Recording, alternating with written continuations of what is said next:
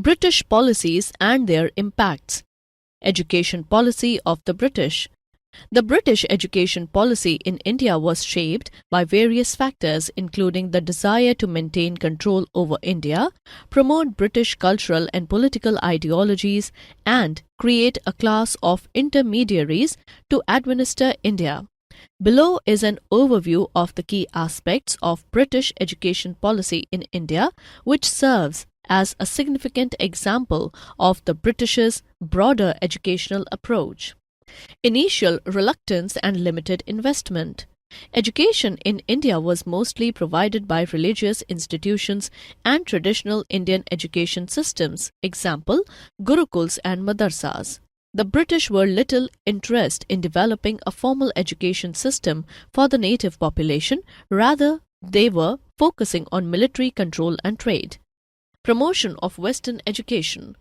To introduce Western education in India, the British passed Lord Macaulay's Minute in 1835.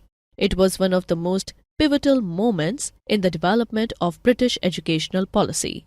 Lord Thomas Babington Macaulay argued that British education, especially the English language, should be promoted in India to create a class of educated Indians who could assist in administering British rule.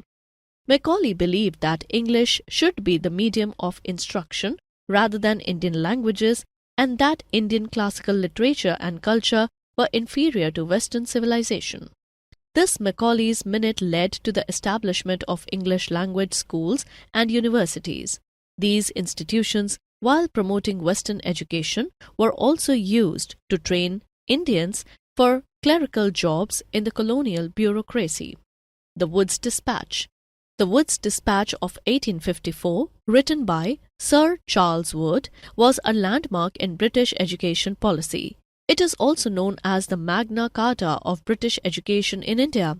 It outlined several reforms to develop education in India, such as it recommended the establishment of schools at all levels, from primary to university. It emphasized the need for teacher training and the development of a systematic curriculum.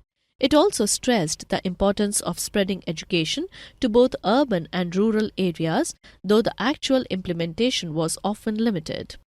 The dispatch contributed to the spread of schools across India, but it remained primarily focused on English language education and neglected indigenous systems of knowledge.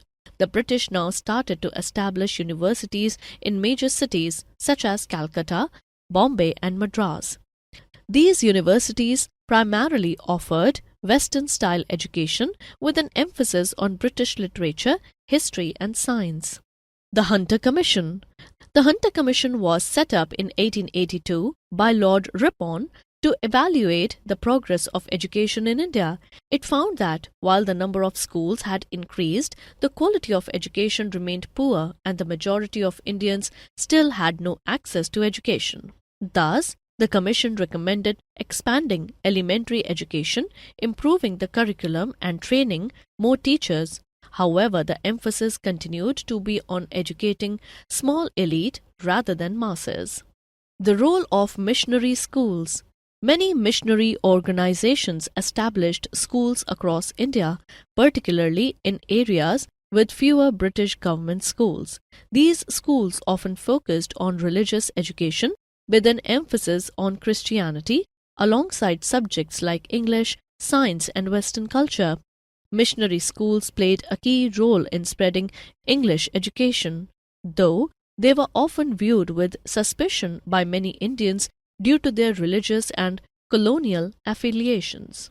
Education under British rule was highly unequal. While English education was encouraged for the elite, the vast majority of the population, particularly in rural areas, had little or no access to formal education.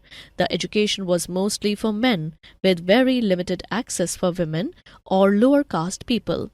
Women's education was often seen as unnecessary by the British, and the caste system further restricted educational opportunities for the lower castes. The educational system was also largely urban-based, with few resources dedicated to rural areas.